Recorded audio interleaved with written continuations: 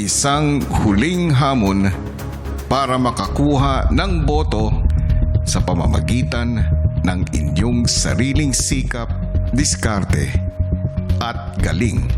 Ito ang tatawagin kong 1 Million Vote Challenge. Oh, 1 million? Ang kanilang 1 million vote challenge ay mahati sa dalawang bahagi. Sa bawat bahagi, magtatagisan ang mga duo laban sa iba pang mga duo at ang karagdagang boto na kanilang makukuha ay ibabase sa ranking na kanilang makakamit sa bawat hamon. At makukuha lamang ng bawat duo ang additional votes kung natapos nila ang hamon.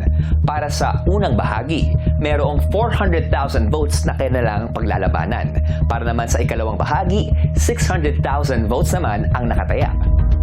Ito na ang huling hakbang patungo sa inyong pangarap. Pinapaalam ko rin sa inyo na ang unang bahagi ay magaganap ngayon. Pagkagaling sa confession room ay agad na nagpunta ang Big Four duo sa challenge area.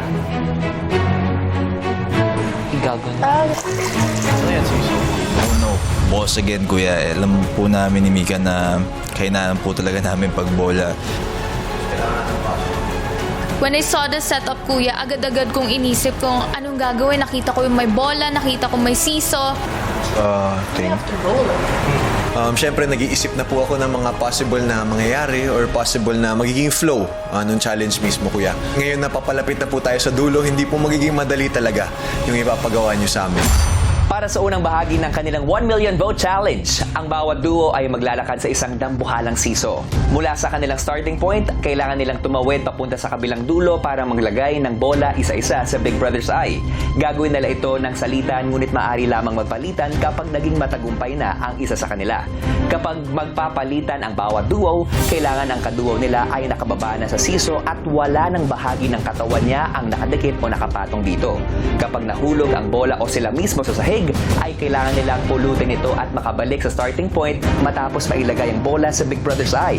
Merong 10 bola ang bawat duo na kailangan mailipat sa dulo. At ang mga ito ay may marka na positive at negative sign. Ito ay alinsunod sa mga klase ng komento na kanilang piniling marinig mula sa outside world.